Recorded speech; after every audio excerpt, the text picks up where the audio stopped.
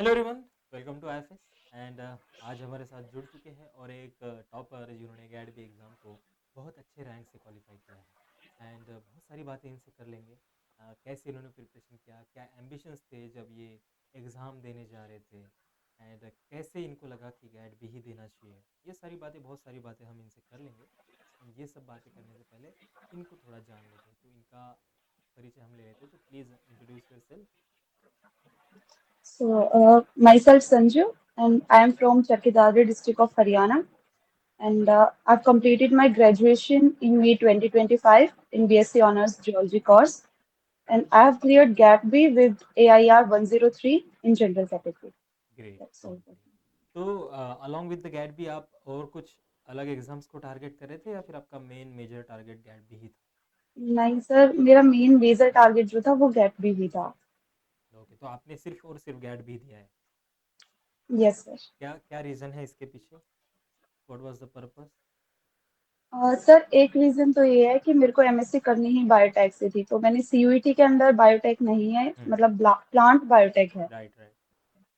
तो इसलिए मैंने सीयूईटी को टारगेट नहीं किया। आईआईटी जैम का जो था वो एक्चुअली मेरी डेट्स मिस हो गई थी, उस टाइम कुछ प्रॉब्लम्स चल रही थी जिसके कारण सो। तो मतलब आपके पास दो ऑप्शन थे, एक अनफॉर्चुनेटली आप फिल नहीं कर पाए, तो आपका एक ही हाँ जी टारगेट सर। बचा हुआ गैट भी। ठीक है। हाँ तो जी आपको सर। पता कैसे चला इन सारे एग्जाम्स के बारे में?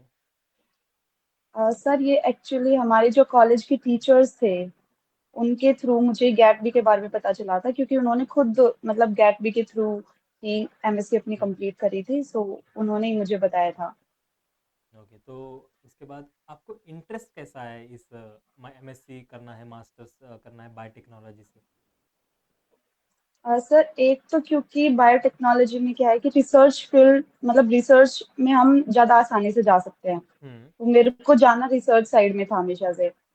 ये था। और एक क्या था, स्टार्टिंग से मेरे को नहीं पता था कि बायोटेक में करना है या जूलॉजी से करना है। स्टार्टिंग में बस ये था कि हाँ, जूलॉजी से मास्टर्स करना बीएससी है। हो रही है तो एमएससी भी जूलॉजी से। लेकिन फिर धीरे धीरे जो सब्जेक्ट्स आए बीएससी के टाइम पे बायोटेक से रिलेटेड, तो उनमें अपने आप इंटरेस्ट बनता गया। सो कैसे, देन आई मतलब कैसी डिसाइडेड कि चीज़ें ऐसे आपने पढ़ी बायोटेक्नोलॉजी में जिससे बहुत आपको फैसिनेटिंग लगा, आपको इच्छा हुई कि इसमें ही मास्टर्स करना है? ऐसा एक पॉइंट होता है ना कि इस सर, पॉइंट से लगता है कि नहीं, अभी तो बायोटेक्नोलॉजी ही करेंगे आगे। हाँ वो बस वही सर, उसकी जो टेक्निक्स होती है ना, लाइक डीएनए से रिलेटेड उनको कैसे प्यूरिफाई करना, देन उनको रिकम्बिनेंट बनाना, हम्म।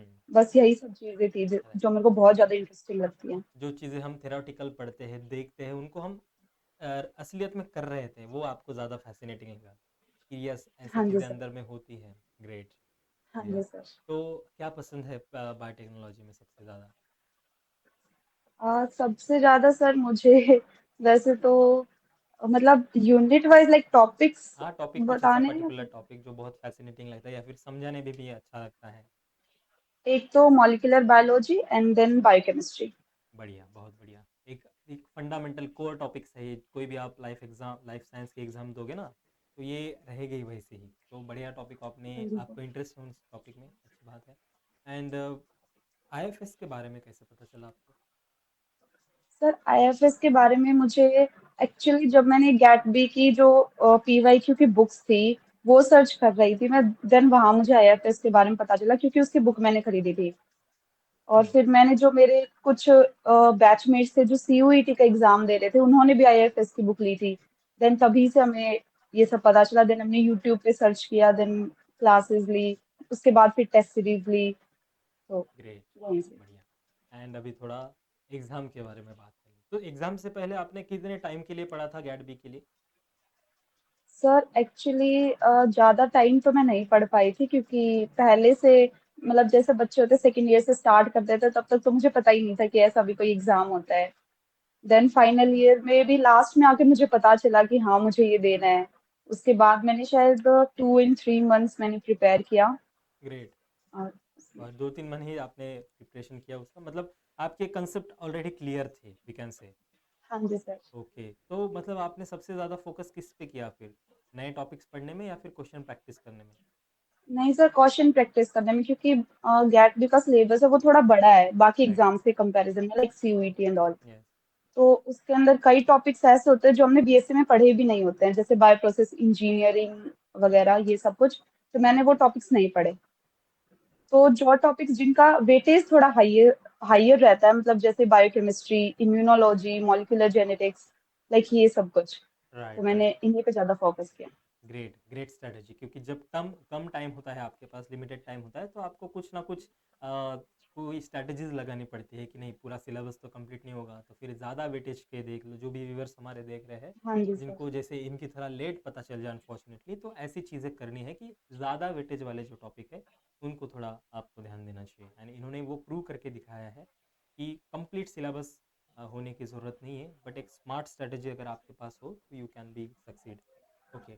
सो 2-3 महीने आपने प्रिपरेशन किया, पीवाई की उस पर ध्यान दिया जी ज़्यादा, सर। एंड जब वो उस एग्ज़ाम डे आया तो उस एग्जामिनेशन हॉल में कैसा माइंडसेट था आपका?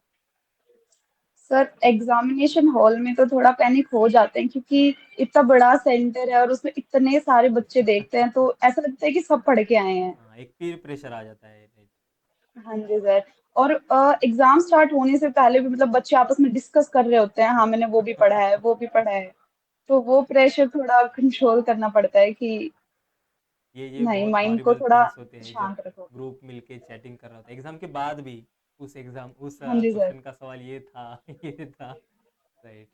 तो अ, जो 3 घंटे में आप सिर्फ और सिर्फ आप एग्जाम के ऊपर फोकस कर रहे थे, या फिर एक्सटर्नल कुछ आपको ख्याल आ रहे थे कि अगर नहीं हुआ तो क्या करूँ, अगर बहुत मिस्टेक्स हो गई, माइनर निगेटिव मार्किंग हो गया तो क्या करूँ, बाहर फिर मेरे चांसेस क्या है, ये सब आपके दिमाग में आ रहे थे, या फिर सिर्फ और सिर्फ क्वेश्चन के ऊपर ही ध्यान था, आप और आपकी स्क्रीन? स्टार्टिंग में तो जब एग्जाम स्टार्ट किया तो मैंने सेक्शन बी से स्टार्ट किया था एक्चुअली, हाँ। क्योंकि उसके अंदर कंप्लीट बायोलॉजी होता है। तो मेरे को लगा अगर मैं फर्स्ट से स्टार्ट करूंगी तो हो सकता है कुछ केमिस्ट्री के क्वेश्चंस मुझे ना आए, क्योंकि केमिस्ट्री मेरी थोड़ी वीक है। सो फिर मैंने उससे बी से स्टार्ट किया डीमोटिवेटेड हो तो जाएंगे। हाँ जी सर। तो इसलिए जब जब तक क्वेश्चन बन रहे थे तब तक तो सही था, लेकिन एक भी कोई ट्रिकी क्वेश्चन आया तो माइंड में आ रहा था अरे ये नहीं हुआ तेरा।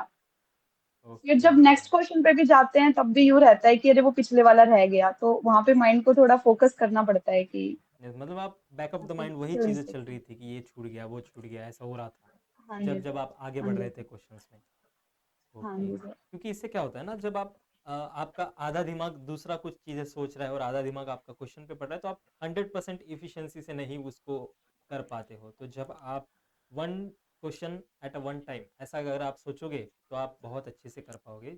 आपने अभी भी अच्छा किया है, बहुत अच्छा किया है, बट आगे भी जो आपके लाइफ में एग्जाम्स आएंगे तो आपको एक पता चल जाएगा कि ऐसे ऐसे सॉल्व करना है, या आपका एक्सपीरियंस एक हो गया। तो ये आपका पहला सीबीटी एग्जाम था? नहीं सर, उससे पहले मैंने सीयूईटी यूजी भी दिया था, और तो सीयूईटी एग्जाम्स तो पहले भी हो चुके हैं। Okay, great. एंड अगर उस सिलेबस की बात करें, आपने तो फेवरेट बता दिया molecular biology and biochemistry, and उसके कॉन्ट्रास्ट में ऐसे कौन से सब्जेक्ट थे जो बहुत चैलेंजिंग लगते थे आपको? अ, बहुत चैलेंजिंग तो सर यही था, एक तो जो बॉटनी से रिलेटेड कुछ टॉपिक्स होते हैं जैसे प्लांट टिश्यू कल्चर, ओके। तो वो मुझे, क्योंकि बॉटनी के टॉपिक्स क्या होते हैं हम रिलेट नहीं कर पाते हैं खुद से, हम्म। तो वो मेरे को सबसे ज्यादा चैलेंजिंग वही लगते हैं। तो आपके बीएससी में कौन से टॉपिक थे, सब्जेक्ट थे? बीएससी में मेरा सिर्फ first year and second year में बॉटनी थी, देन फाइनल ईयर में फूल जोलॉजी था। अच्छा, इसलिए आपको उतना लगाव नहीं है बॉटनी से। हाँ जी सर। Okay, great. तो क्या सोचा है, आगे क्या करना है? मतलब मास्टर्स तो करना है, बट कुछ सोचा है कौन से कॉलेज से करना है, कहाँ से करना है? सर अभी तो जब काउंसलिंग एंड कट ऑफ सबकी आएंगी तो उसी से तो आपको, पता लग ग्रेट। पाएगा। तो फिर कहाँ कहाँ देखते हो खुद को, मतलब करियर में, कि आपको इंडस्ट्री में जाना है, रिसर्च में जाना है, या फिर एकेडमिक्स में जाना है? सर मेरे को रिसर्च में जाना है। रिसर्च में जाना है आपको। कुछ हाँ जी सर। पर्टिकुलर एरिया आपने चूज किया कि कहाँ पे मुझे काम करना है, ऐसा कुछ मैनिफेस्ट जो कहते हैं हम?